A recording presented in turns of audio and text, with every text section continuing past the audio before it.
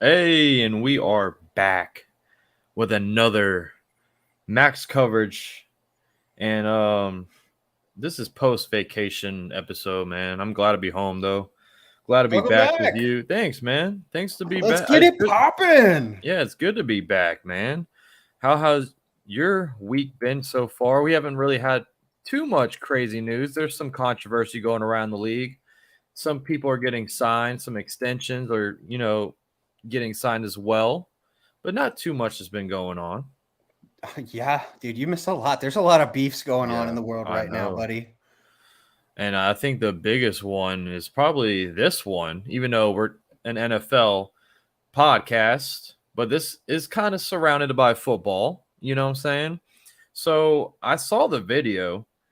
MLB's Jock Pederson, who plays for the Giants, and Tommy Pham, who plays for the Reds, they are beefing over, I guess, their fantasy football league last year. And now Mike Trout is getting involved in it because he was the commissioner of the league. And basically, Tommy Pham walked up to Jock Pederson, smacked the crap out of him. Slapped During, him. Slapped yeah, him. Didn't smack him. open Slapped hand, him. just bah. And then this is during warmups before their game. And I guess this is in the making because, it's been quite a few months now since the NFL season has been over. So they were like, hey, Tommy Pham was like, when I see this man, I'm smacking the crap out of him on site. Well, the reporter came up to Jock Pederson. Basically, he was saying this is all surrounded around an IR spot, right? Yes. And how he was manipulating the waiver wire and how he was stashing players and all this stuff. And it was crazy. Mike Trout was the commissioner of the league, and Mike Trout actually got interviewed right before we went on air. And he just said, listen, I ain't talking about fantasy football, man.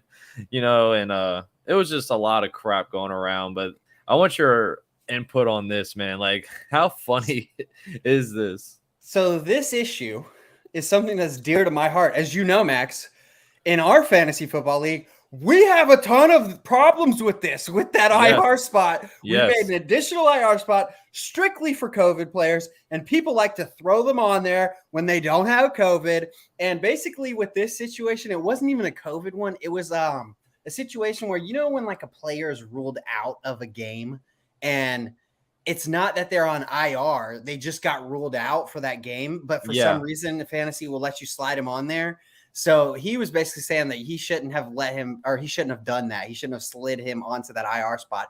But listen, this issue is it's really hard when you're designating IR spots. I don't know. Making rules on IR spots is just so difficult, honestly, for everybody to follow and to monitor that shit. Oh my God. I felt Tommy's pain, all right, when he slapped me in the face. Let me start with that. But if this isn't proof that football is way cooler than baseball, my guys. Right. Like, listen, we got a pro baseball player over here about to play a baseball game, but you know what's on his damn mind?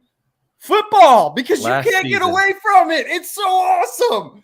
But listen, it's hilarious. It's hilarious that Tommy Pham held this grudge and actually slapped him. And Tommy, he's kind of being a little ridiculous, all right? Because he responded about the whole. Jock was just like, in his interview, he just seemed like confused. Like, he's just like, yeah, he came up, he slapped me because of some IR stuff. And Jock says that Tommy did exactly what he did. Yeah. But Tommy said that was in a different league. So we got Tommy here confusing everybody with all these different leagues he's in. Tommy says that he is just a big time gambler. That's one thing that Tommy said. He was like, hey, listen, I'm about my money. Okay.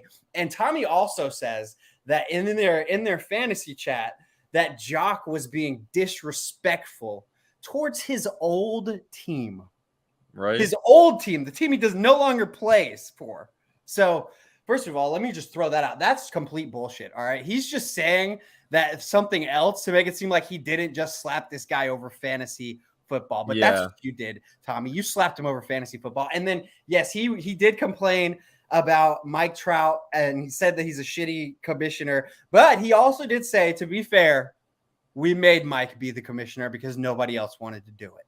Yeah, he's like, I got other shit to do. That was his quote. He was like, I got other shit to do. I can't focus on being a commissioner of this league. But Yeah, it's very petty, but it's hilarious, you know what I'm saying? And it's like the number one news right now. We keep getting updates more and more about this.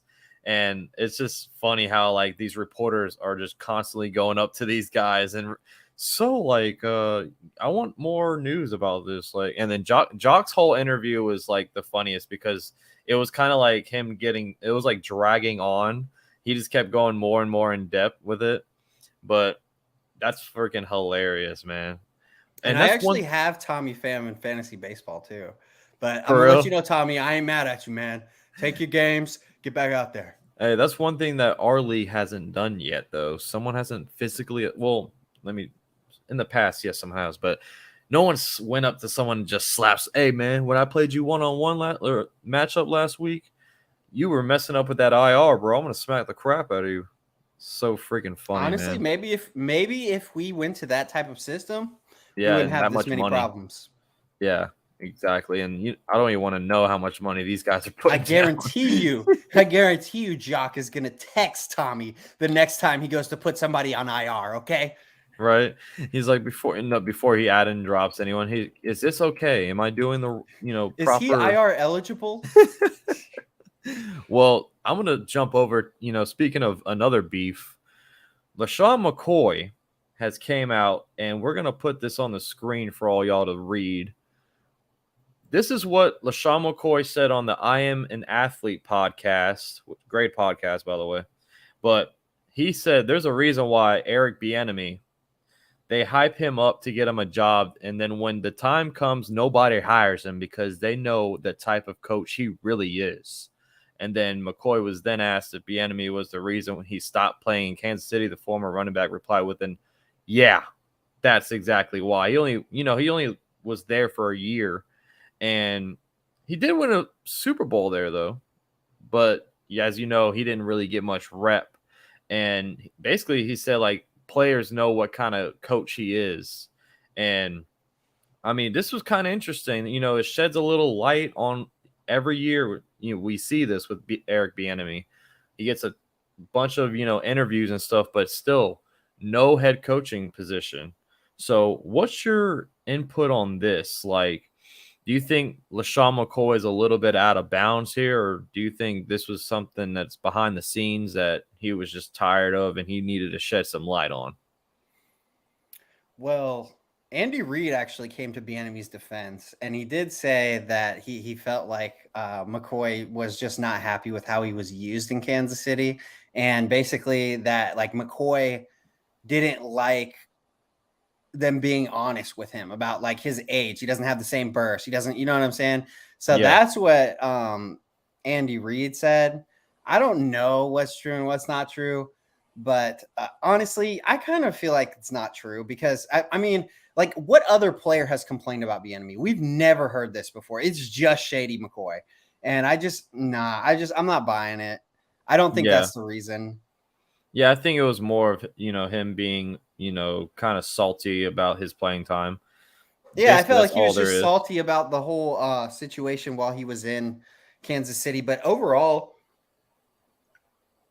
also, I mean, I don't know, man. I don't know where I was going with that. I'm sorry, I lost my train of thought there. No, but like I just feel like he was just buried behind that depth chart. There was a bunch of running backs that they were playing ahead of LeSean McCoy, and he was feeling some type of way about it. You know what I'm saying? So that was my input on that. But I'm with Eric Bieniemy being a great OC, but I just think if this was an issue, somebody else would have said something about this too. Like, yeah. And I thought it was kind of a cheap shot because on that podcast, I Am Athlete podcast, he didn't bring this up till the very end, till the last minute and a half. And even the hosts were like, dude, are you serious right now? Like, you're going to bring this up right now when we about to end the show? Yeah. Is that the Brandon Marshall? That's the Brandon Marshall one, isn't it? I think so. Yeah. But more drama because we're jumping over to some more. And these are two teammates now. So I want you know more about this because I was out of town. So I want you to tell what's been going around Javon, Kinlaw, and Grant Cohen.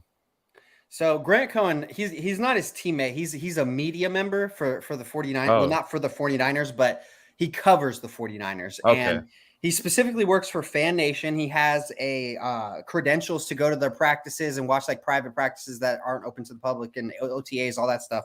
So he was at the OTA, like their recent OTAs, and basically Kinlaw came up to him and smacked his hat off and like chest bumped him, I guess. He was upset on how Grant Cohen has reported on Kinlaw, essentially is what Kinlaw says. And they had to be separated or whatever. It wasn't really like much of an incident. And then, but what made it an incident really was Kinlaw afterwards went on Grant Cohen's YouTube show and they talked it out on YouTube.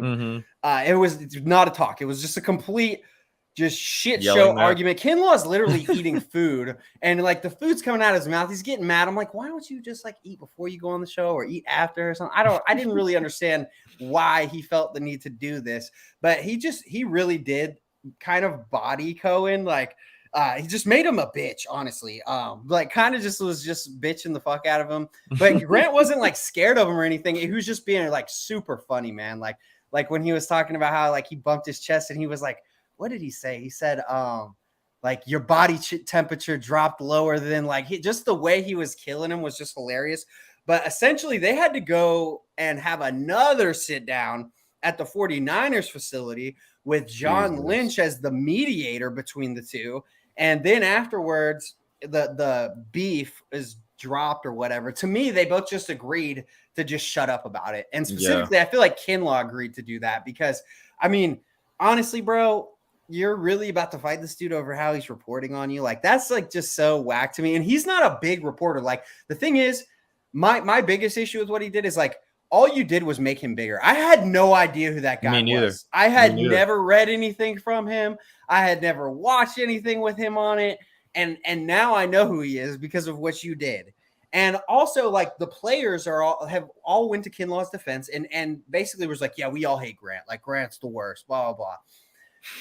Listen, players are going to do that, man. Like, to me, it doesn't matter who it was. I mean, the fact that it's your teammate, you're going to kind of be like, yeah, this guy is the worst, though. You know what I'm saying? And I just think that Kinlaw was clearly out of line. And all you could do is just prove people wrong, bro. I mean, honestly, and the way that Grant Cohen, like, responded to Kinlaw really kind of hurt Kinlaw more than anything because Grant wasn't being nervous of him. He was just kind of like, do you think the 49ers would be like happy with how you're presenting yourself right now? And he kept asking him, like, what did I say that was so disrespectful? Like, what did I say? Tell me. And Kinlaw wouldn't actually say what it was. He was like, you already know. And Grant admits in separate videos, like, I haven't liked Kinlaw. Like I said it, like I wouldn't have drafted this guy. But to me, he was just being honest. And then there was the worst thing that, because I actually tried to look up and like see how is he reporting on these guys that's like so bad. The worst thing I saw, and it was hard to find anything because everything gets flooded now. If you Google Grant Cohen, everything's going to get flooded with him and Kinlaw because it was such a big thing. But the worst thing that I saw was like Kinlaw got hurt and he reported Kinlaw out for the season. Shocker. Like, you know what I'm saying? Like he's not surprised kind of thing. But like, honestly, if that's like the worst thing that he said, bro, I mean, it's not really that bad. And Grant does say that he compared his knee to like an 80-year-old woman's or something one time. But I'm still like, bro, I mean, honestly, like grow up a little bit. But to give a little backstory for Kinlaw, this is probably why he got so upset. So because it kind of, I feel like you got to tell his story to understand why he's so upset, because Kinlaw came from like a rough background. He was like basically poor as shit growing up, borderline homeless. They used to like light gas stoves to like get them on, and they used to get like buckets of hot water for the shower and like pour it. Like, so he was like poor. And basically, in his story, like he gets picked on a lot in high school and stuff because of like the clothes he wears and stuff like that. So, I think that he's just probably a little more defensive than maybe the average player. But I mean, regardless, bro, you're a freaking millionaire, dog. So to me, you got to break that, because Grant Cohen isn't shit, bro. Grant Cohen's just some dude that writes about the 49ers. Like, nobody cares about Grant Cohen, but people know exactly who you are, bro. So you got to watch it, man. You can't be trying to fight people on YouTube. Yeah, it's funny how multiple 49ers have came out and said we don't like the guy. Like he's probably like, dude, what am I like doing wrong? I want to move teams. Like I don't want to report for this team anymore, man. But that is a There's one guy that does like him on that team, though. Like it's really? not all hate. Jimmy Ward really likes him. Like because they asked Jimmy Ward's like openly said like I like Grant Cohen before, and like they kind of like the media kind of asked him about it, and he was like, yeah, I did say that at one point. No, so everyone's. But yeah, I mean, to me, like I understand it from like Kittle's perspective and everybody else's perspective. Like that's your teammate. You're going to stand up for him. But I just feel like from public perception, like we have to understand that like they're going to say that. Like pretty much like it would have to be on video of Kinlaw just, you know what I'm saying? Like just completely being out of line. And he already was out of line. Like dude, it's a reporter. Regardless of what his opinion is, it shouldn't really matter that much. And the thing that really killed Cohen the most, though, was when he made a follow-up video after the incident and he was answering questions. Somebody asked him if he was scared. And he was like, no, I wasn't scared. What I was thinking is I'm about to retire. If this guy hits me, I'm going to be a multimillionaire. And so people were kind of attacking him for like, you shouldn't let somebody in the building that, this is what they wish the worst on players. But I mean, one, that was stupid to say out loud, first of all, even if you thought it. I don't even blame somebody for thinking it, but like for saying it out loud. But I don't necessarily think that means that like you wish it on a player. It's just like, hey, I'm not scared to get hit because like, I mean, I don't have anything to lose really. Like this person has more to lose than me if they punch me. And he said it was a joke. But I don't think it was a joke. It's just understanding the situation that he's probably not going to punch me in front of all these people where I can sue the shit out of him. Yeah, I mean, Grant Cohen should feel a little bit good about the situation because, like you said, he's gaining more, knowledge about who he is to other people like us. More people know about him just because of the situation. So, I mean. And I don't want to stand up for him because he does sound like he's kind of like a shitty dude at times, but one thing that he did do for the Niners, which I will say probably was also to keep his credentials, because I would imagine the 49ers could probably just pull that shit anytime they want and not let him back in the building. But I can't confirm this. This is what he said, but I believe him because of the incident. He said that there was a ton of media outlets that were hitting him up. Like he said, a bunch of radio stations. And then he also named, I'm blanking on the dude's name, but he has an ESPN show. He's a football guy. And they wanted him to come on and talk about the incident, but he chose not to. So I felt like that's like an actions speak louder than words type of situation where it's like he could have fucked them right there and turned this into a big ass story if he wanted to, but he didn't. Yeah. Well, he took the high road, so that's nice. But yeah, that's a crazy ass drama. I'd missed all of that being out of town. So thank you for shedding light on that for me. But let's go to something semi-big. Because the name, Raiders bringing Colin Kaepernick for a workout. Now, we all know what happened with Kaepernick. He got blackballed. He hasn't played since 2016. He was standing up for what was right, and teams, didn't really like what he was doing and taking the knee and all this stuff. Well, he's 34 years old now. He hasn't played in 6 years, okay? But Mike Florio said that there's other teams other than the Raiders that were interested in Colin Kaepernick before the Raiders brought him in, and then Ian Rappaport said that his workout went really well and he impressed. Now, we don't know if he's going to get a deal or not, but I mean, I can see him being the backup for Derek Carr, but I just feel like it's like beating a dead horse right now. You know what I'm saying? Like, we've seen this before. Like, he's had the private workouts and stuff, but this is the first official workout with an NFL team. So, I mean, what do you think about this? Like, do you think he gets a deal, or do you think it's just like whatever? So, no. At the end of the day, no, I don't think he's going to get a deal. But if there was a team that should sign Colin Kaepernick, if there was a team that needed to rebuild their image a little bit in terms of diversity, it's definitely the freaking Las Vegas Raiders, all right? The John Gruden shit just went down last year, okay? So that's why I think that this would be a smart PR move from their point of view.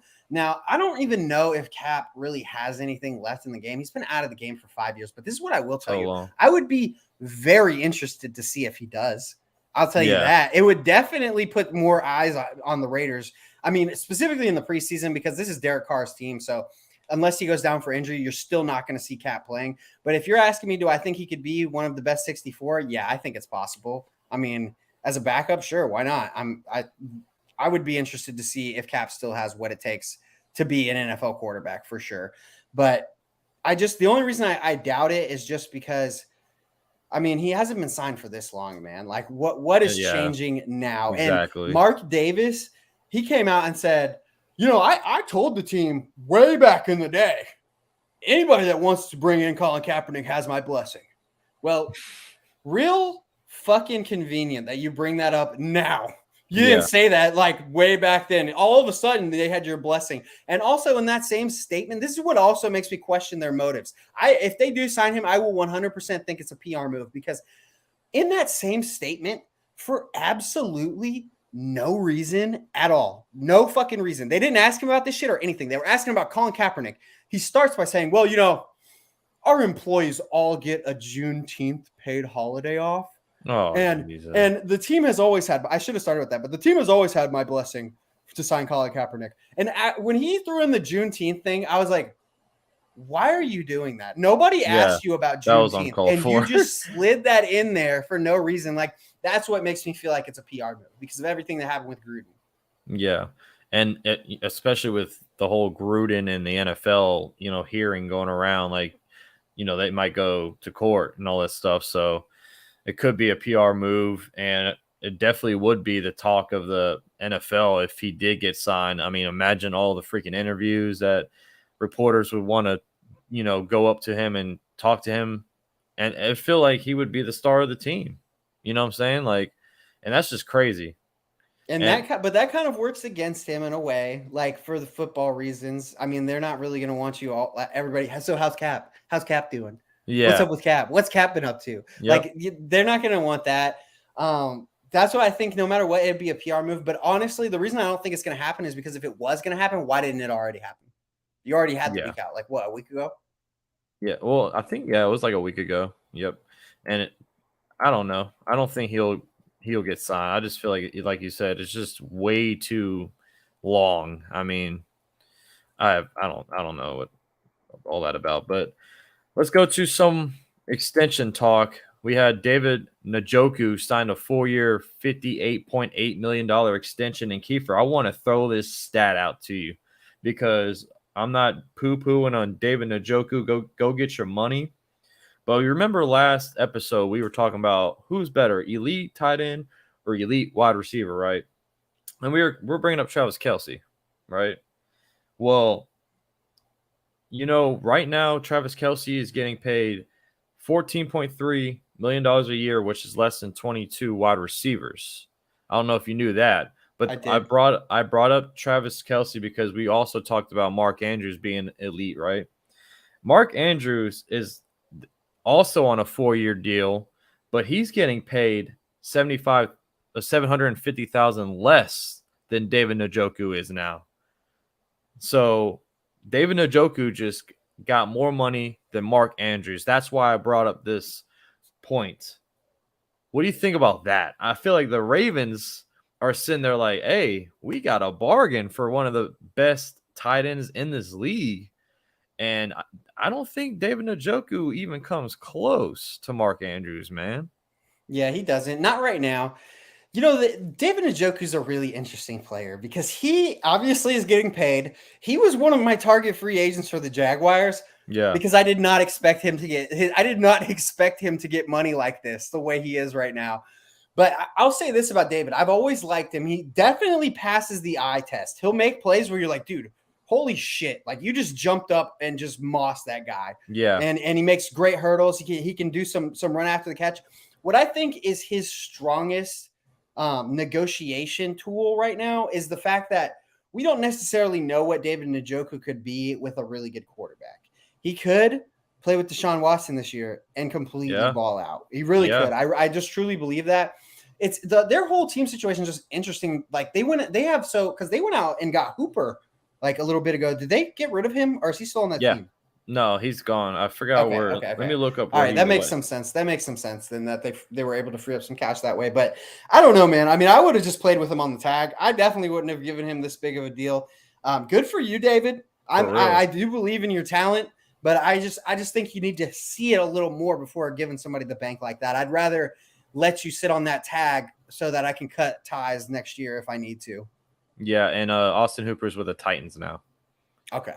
Yeah, I forgot. I think he only signed like a 1-year deal. But yeah, I mean, I feel like this is going to be a lot more opportunity for David Njoku. And it was kind of interesting why like they did bring in Austin Hooper. It seemed like they didn't really trust David Njoku. That's why I thought the whole situation was weird. But I mean, maybe they didn't, and then he showed something this year, and they were like, all right. Yeah. Well, good for him. Go get your money, but that's crazy about the Mark Andrews thing. I mean, looks like the Ravens got him on some discount bargain check over there. But speaking of someone also going back to the Browns, Jadeveon Clowney re-signs with the Browns. I don't know the numbers. 1 year, $11 million. 1 year, $11 million. So I mean, this makes a lot of sense. Of course, you would want to lock Clowney up. He's not like an top-notch, pass rusher, but he's serviceable by any means. And he was just probably just waiting, scoping out the landscape of the league, and he was just like, all right, I'm going to come back. Especially now he's reuniting with Deshaun Watson. I'm sure they got along well in Houston. So you think this is a big-time signing, or you think it's just like whatever? No, I don't think it's whatever at all, man. People poo-poo on Clowney all the time. Yeah. Like, seriously, all the time, bro, because he was a 1 overall pick. And I'll admit, like, yeah, he hasn't been a 1 overall pick player, but he's been a very good player. He's still been a first-round player. He's coming off of a 9-sack season last year, okay? And having that guy to line up on the other side of Myles Garrett, he's going to be so set up for success just like he was last year. And even if he's not a huge sack number guy, he's somebody that makes impact on the plays. He eats up blocks. He is great against the run. So I just think people sleep on Clowney a lot just because he was a 1 overall pick. Yeah, I'm with you on that. But I mean, that was a great sign with the Browns. I mean, that team is looking destined to win now. We just got to wait on Deshaun Watson to see what in the world his punishment is going to be. Yeah, and I did learn a little bit. So I actually think now I'm starting to trend towards, I think that they are going to send a punishment his way before the season starts, because when I watched that HBO documentary that was like with the two women and also one of Deshaun's lawyers also got in on the interview. Well, a separate interview, but in on the special. Those suits, a lot of them are not going to be, the civil suits are not going to be settled like this year. No. Like, it's going to drag for a while. So I don't think that the NFL is going to like just sit here and wait till he's like 30. You know what I'm saying? Yeah. I think eventually they're just going to have to decision it and move on. Yeah. And then isn't there more acquisitions coming out? More cases one additional getting brought his way. Additional civil suit got brought back. Yep. Well, good luck, Deshaun. You're going to need it. The Bucs signed defensive tackle Akiem Hicks to a 1-year, $10 million contract. One of the top key defensive guys for the Chicago Bears for a long time. He actually is top 100 all-time Chicago Bears on that list. I didn't know that until I was looking more into him. And a former Pro Bowler, of course. But imagine this, Kiefer. You line him up with Vita Vea, and then you got to remember they drafted Logan Hall in the 2nd round as well, another defensive lineman guy. This basically says that Ndamukong Suh, his time is done in Tampa. But I mean, Matt, like, look at this replacement. You just went from Suh to Akiem Hicks. And when Hicks is healthy, he's one of the best run stoppers in the league, bro. I know this because I'm a Packers fan. I've seen the guy play multiple years with the Bears. So, I mean, this is going to be a home run hit for the Bucs. Yeah, I agree. I think that this is going to be one of those super bargain deals you're going to notice later. You're going to be like, man, they got this guy for $10 million. Because, I mean, they're not going to miss a beat from Sue to him. And, I just think that this is just going to be one of those quiet moves that isn't going to stand out on stat sheets, but from the eye test, you're going to notice that guy out there. Oh, yeah. And I'm sure a lot of running backs going against this team will notice it as well. This run defense looks very good, man. And, I mean, Bucs are just destined for another great freaking season. But I wanted to throw this to you, man, because I don't know if you saw this. We all know what happened with Ryan Tannehill. He didn't want to mentor Malik Willis. Then Malik was like, I didn't expect, that's all blown out of proportion. We all hung out at the house together, all this stuff. Well, Marcus Mariota went a different route. He came out and said, I'm ready to mentor Desmond Ritter. Now, they asked him, he said, quote, absolutely. I kind of always view that relationship in the quarterback room as important and special. I always felt that a good quarterback room can allow everybody to be better and allow everybody to grow. At the end of the day, if they've got questions or I've got questions, they're a great set of eyes for me as well. Now, Desmond, I don't think you really want to learn from Marcus Mariota. I'm just being honest here, but that's a great leader. Oh, come on. That's a great leader for you. That's a great answer. I know he's not the best quarterback we've ever seen, but what do you think about that statement, man? First of all, okay, you don't know that Marcus Mariota isn't a great person to learn from. A lot of shitty quarterbacks are good to learn from. You know why? Because they suck and they see what they can't do, okay? You know who else learned from Marcus Mariota? Full circle, Ryan Tannehill. No, he didn't. I mean, he was behind him for a little bit. He was behind him for a little bit. Tannehill was older than Mariota. But he was the starter. That doesn't make any sense. No, I'm just saying he was talking about a quarterback room, Listen, so they all were in that room together. To me, Marcus Mariota is just saying shit right now. He's just saying shit. He's been a starting quarterback before. He's a starting quarterback now. He's like, let me just say some nice shit. He's very Jameis-like in that way. He doesn't say stupid shit, but he says some shit. All right. And that's him just saying some shit like, yeah, it's real special. It's real special when we all get together as quarterbacks and compete with each other. And we look at the playbook and we study everything. Like, he's just saying shit, man. I don't believe any of this. I'm ready to mentor Desmond Ritter. I'm ready to make sure that I keep my starting job over Desmond Ritter. Yes. Yeah. And I feel like out of all like the rookies, he could be the first one replaced. So absolutely he better. Well, I mean, of course, Kenny Pickett. Yeah. Minus Pickett. Yeah, Pickett is just a straight up competition. Yeah, and not the first round quarterback. We're talking about all the rest. But yeah, I think Ritter is in a great position to actually take his job. So yeah, I liked what Marcus Mariota said. That was more professional than Ryan Tannehill for sure. But good. I hope you do learn some stuff from Marcus, Desmond, because I don't know how you're going to be over there. I would have took Malik Willis over Desmond Ritter, but that's just me. Well, speaking of some ex-Titans players, you brought this little versus battle up. The first versus battle we had Bobby Wagner versus Von Miller. Kind of the same situation, but on the offensive side. They got rid of A.J. Brown, the Titans did, and then they brought in Robert Woods. They traded for him, right? So you said A.J. Brown versus Robert Woods. I want your opinion first, and then I'll give you mine. Yeah, so I actually brought this up because we've been talking about the Titans and how they're lacking at their receiving core, and I forgot that they traded for Robert Woods. They got him for like absolutely nothing. They got him third round. So I wanted to throw this out there because I want to give them a little credit. They don't have absolutely nobody. They have at least one guy that is established starting wide receiver.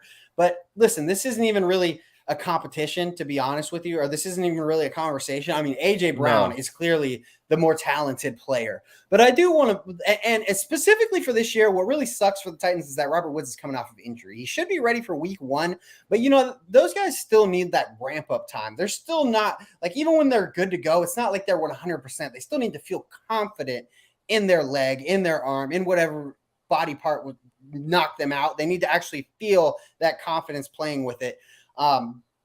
Robert Woods, there's a few things that I think that he does better than AJ Brown. Okay. And let me start with run blocking. All right. Yes. Robert Woods is somebody that really gets into the run blocking. It's not that I've ever seen AJ Brown slacking on it or anything. I just think Robert Woods is actually one of the best run blocking wide receivers there is. They actually will slide him in to like inside, just like they will with Cup and block with both of them as lead blockers. So that's the one thing that they're going to have. And that's going to work well for Tennessee because of Derrick Henry. So just to point out some positives, I mean, that is a positive.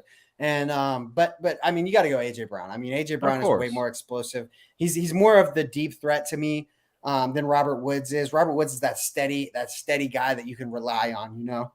So I agree. Of course, I'm taking AJ Brown, but I'm going to give you some more pros for Robert Woods as well. I just think, hear me out, Robert Woods fits that system better. Just because what you just touched on, he's better at run blocking, you know, getting Derrick Henry healthy or going, and that's exactly what Tennessee does. They're a run first team, of course, and also Robert Woods is another great jet sweep, you know, small little drag route guys. That's just not a big play. Like he can make a big play yards after catch. So can AJ Brown. Don't get me wrong. But Robert Woods does it differently. He does it from short dump offs, little, you know, jet sweep, slants, cross. Yes. So instead of the big play route that AJ Brown does really freaking good, Robert Woods can get you about 10 catches a game and just make plays all over that field, east, west, wherever you want him. Now, we're assuming he's going to come back healthy, ready to go. But this is the healthy Robert Woods that we're talking about. So, I mean, of course, AJ Brown has the better, you know, talent and ceiling, but Robert Woods is just a better gadget player, and that fits that system way better than AJ Brown would. So, I mean, that would be my pro about Robert Woods. And he's very underrated. Very underrated. Yeah, he is an underrated receiver. As far as fitting in the system, yeah, I guess. But I mean, I don't want to like push it that way because, like, I mean, basically the system is not deep passes. Like that's basically the system. So, I mean, even if you're the Titans, I'm sure Mike Vrabel's sitting there like, you gave me Robert Woods for AJ Brown. All right, whatever, dude. And they got Treylon Burks, you know, so. Who can't get through a workout? Who gets more? He got gassed last week again. That was the second time.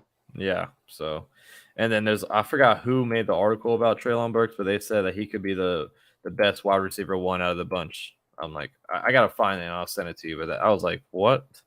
Okay, not from what we've been seeing.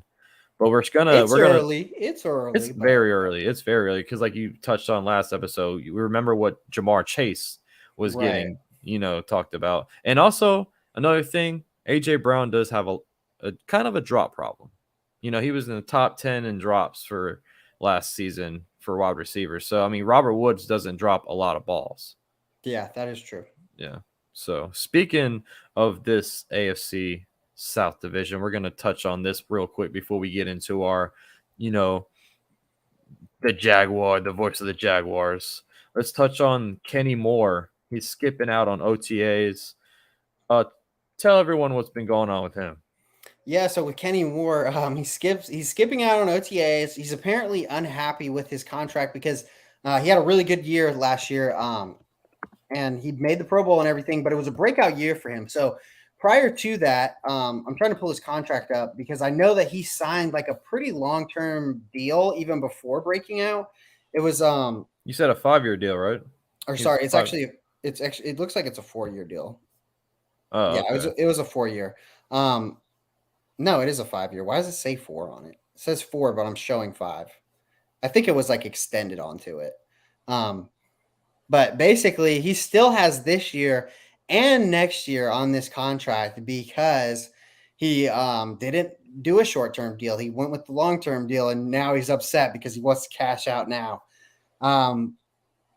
Yeah, so that's pretty much the gist of why he's holding out. I don't really know how I feel about it because it's kind of like, well, you did it to yourself, man. I mean, like, What It's you like want from us? it's like the Xavier Howard kind of deal. Exactly. Like you signed your deal and you're happy, but then you're seeing all these other guys getting paid now, like Jair and Denzel Ward.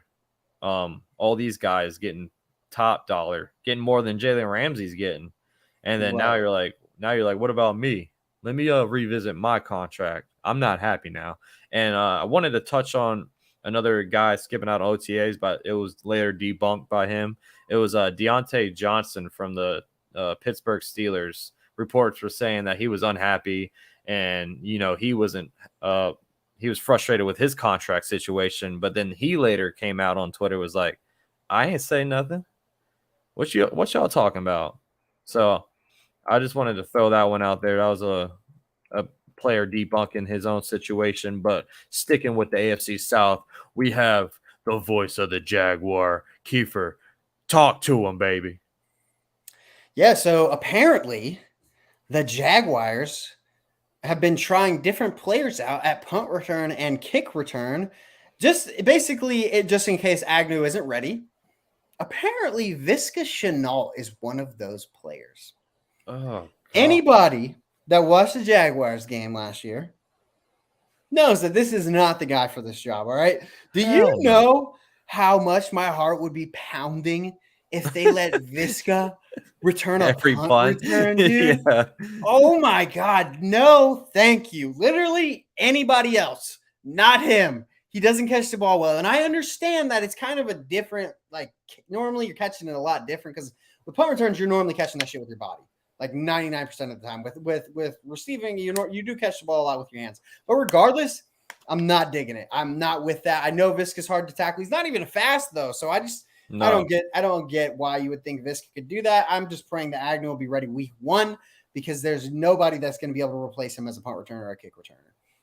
Yeah, I don't understand this move at all. The guy can't catch the ball, slow. You're just touched on everything, man. Like, he's just not a good.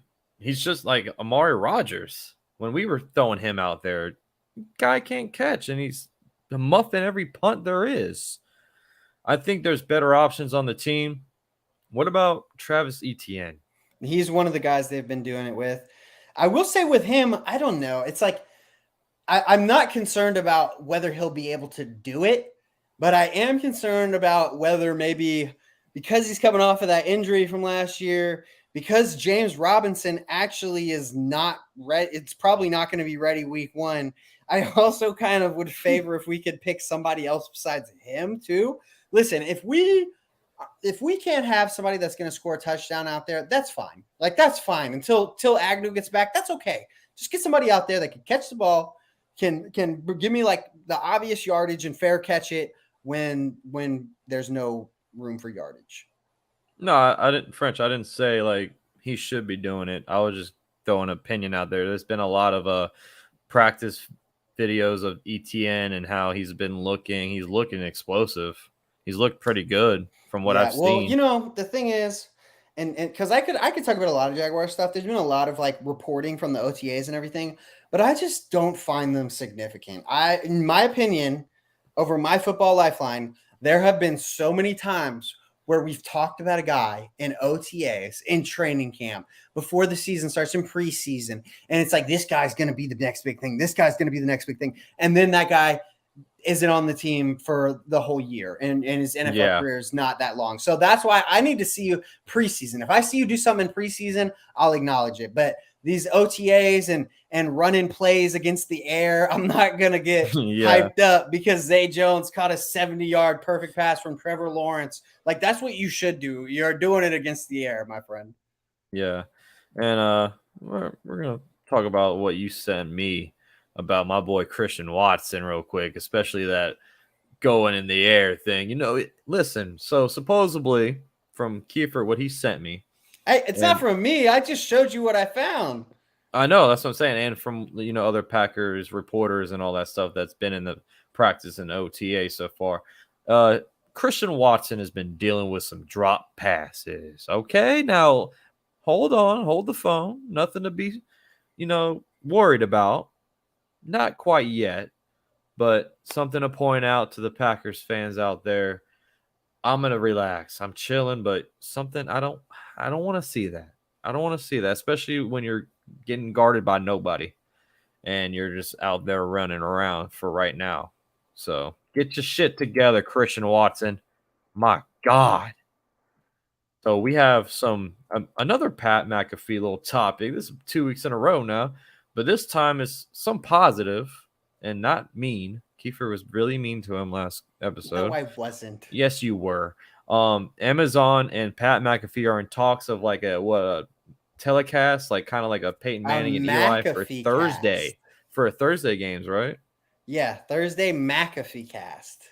Okay. Now I would be interested in that for sure. I would love that. But one thing that you better bring the boys with them, all right? Do not do this without the boys. It can't just be Pat and somebody else. It's got to be him and his crew. But I think that would be amazing to watch. Yeah, and I'm sure he's gonna bring the boys. He don't ever leave them out. You know what I'm saying? Yeah, he does. He leaves them out all the time.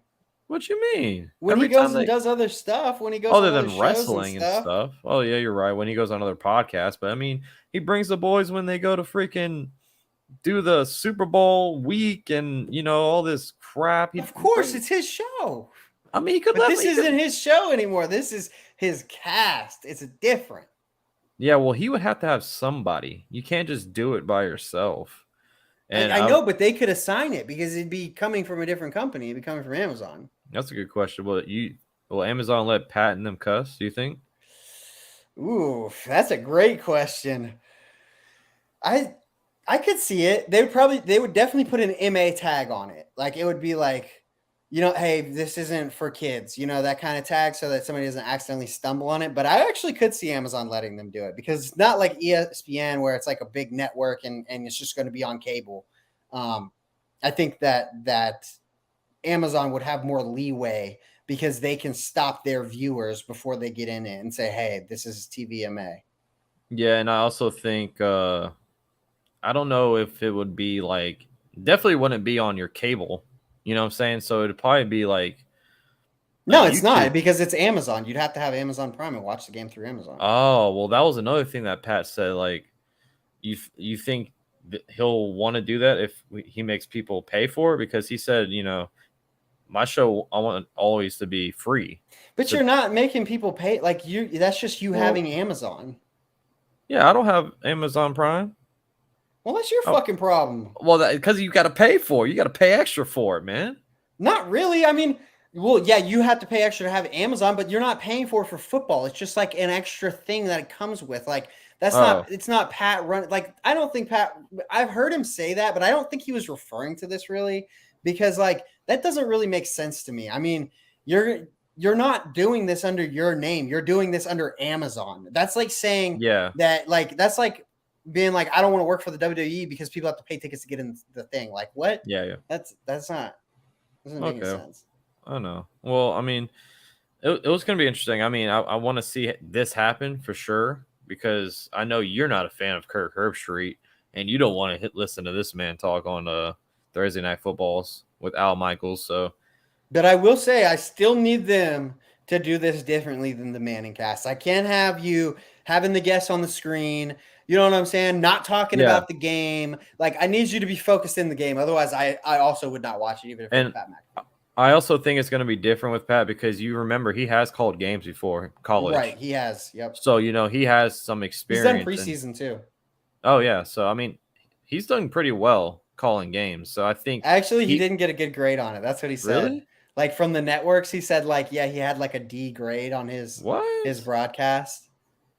But it was probably different though. Like, I mean, it's different when you're like working for a company that's not going to let you cuss. You can be yourself, but at the same time, you got to be a better version of yourself. Like, I think that with this Amazon thing, I don't think it's going to be that way. I think that it'd be very loose to what Pat wants to do. Okay, well, we're going to keep a close eye on that. We're a big Pat McAfee show guy, so we will let y'all know what happens with that. We're almost done with our topics. Not a lot going on, so let's go to the boring ones. This one: Steelers hire GM Omar Khan. I mean, I don't really know That's much about not this boring. guy. I mean, I just don't know much about the guy. I know he was No, an it is internal. boring. He was internal. I know that, but it just felt like this whole GM search was dragged the hell on. That's why it's been boring. Because I mean, now we're 2 months after the draft, and now they finally hire their freaking GM. And There's nothing wrong with that. That's Kevin stuck to his plan. Kevin said that's what he was going to do the whole time. Listen, I will say they had a very extenuous, long GM search. They had the time to do it. I mean, they started it like the end of last year, so Kevin knew he had time, but it was kind of a waste of time for everybody. I mean, everybody thought Omar Khan was going to get this job, and here he is. So, good for Omar. He's probably going to be the GM for the next 20 years. That's what I expect because of the way the Steelers organization is. But and he's not related to Shad or Tony, is he? No. Okay, I just wanted to make sure. Khan's a common last name. Is it? Yeah. I guess so. Yeah. Okay. But yeah. So they were out there interviewing Louis Riddick and all these. Like, yeah, I'm with you. You've been saying it for the longest now. It's going to be internal. And that's just how they run shit over there. That's the only reason I believe that. And they've had too much success historically for me to think that they're going to start throwing the playbook out the window. Amen, French. It's not boring. I just don't really know much about the situation. We're not Steeler fans. And I mean, even if you were, bro, nobody knows front office people like that. Like they literally have no connection with the fans. They're just like people that you read in a report. Yeah. And I mean, especially for Kiefer, you hate the Steelers. I would assume, right?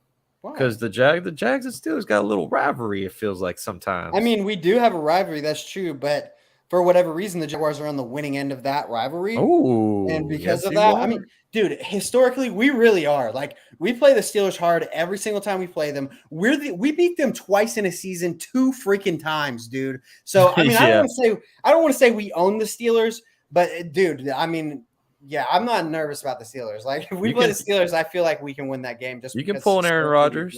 You can pull an Aaron Rodgers. You can say it. We've owned you. We owned you. I don't know what the exact record is. I just know we've won a lot against them. That's funny. Well, this is the last topic, and Kiefer, I'm going to let you take this away because I don't know anything what's going on with this topic. But here it is, guys. Travis Kelce's girlfriend breaks up with him. It's just something that's been floating around the internet. Listen, she didn't just break up with him, all right? And listen, I don't even know if this is true, all right? This is just what all the internet's saying. I hate even talking about people's personal lives, but I just felt the need to stand up for Travis here, all right? Because it sounds like people are slandering his name across the freaking internet, all right? Basically, it's not that they broke up. It says that they broke up because Travis Kelce makes his girlfriend split everything 50-50 and that he has never given her any money. The most she's gotten is $100. That's all she's gotten in their entire 5-year relationship. 5 years, people. I don't believe that whatsoever. There is no way that is true. That is so freaking bogusly not true. What I feel like is happening here is like, he doesn't hand her money physically. Like, he's not like giving her money, but he still buys things with her on his card. You know what I'm saying? It's something stupid. So you're telling me this guy never got you a birthday gift? He never got you a Christmas gift? Like, this is just a complete bullshit. Like, I'm trying to slander this person across the internet report. All right. There's no way. So you're telling me you stayed with this guy for 5 years and he's just a complete cheap bastard. Is that what you're telling me? That's what you're telling me, and you're finally fed up with it after year 5. Yeah, I'm not buying. I'm not buying it. My guy Travis Kelce has always been a stand-up dude, and I just don't believe this. I'm sure he gets his girlfriend nice things, and there's no way you're gonna have a girlfriend if you're not getting her nice things. And listen, on the 0.5% chance that this is true, and that let's say 0.5% chance, maybe Travis actually just didn't like her that much and he never bought her shit. Listen, Travis, the only advice I have for you would be maybe if you focused on your contract a little more, you would be able to afford these things, because Travis is the one that's always like, I'm not worried about money. I'm not worried about money. I'm worried about winning. Yeah. That's also why I think this is bullshit. We're talking about a guy that's not worried about money, and you're telling me that he's never bought you anything. Absolute bullshit. I'm with you, man. Put some respect on Travis's name. There's no way that's real. And there's no way. I mean, dude, I've given my girl way more than $100, and I ain't having no type of money like Travis Kelce. So she's tripping. She's definitely tripping. I agree. I just felt like I don't even like talking about people's personal lives, but since people were throwing it out there on the internet, I felt like we needed to stand up for him a little bit because that's fucking bullshit, I respect man. That. That is, bro. I gotta look more into that. But I'm gonna be honest with her. She is bad. So yeah, maybe Steven he'll get has another a crush one. on her. Really? He always says something about. He'll always be like Travis Kelce. Like I don't know. There's just like a few clips of him saying, like shouting it out, basically like he has great taste in women or something. Oh yeah, he'll like do a little sly comment like that. Yes, exactly. He's thrown a few sly comments out there about it when he's talking about Kelce. He'll throw it in there for no reason. That's hilarious. Well, guys, you see the ticker down below. If you're new here, if you're new to the stream, there's all our links to our social media accounts. Go hit us up. We have all the latest updates and news, random TikToks for y'all throughout the week.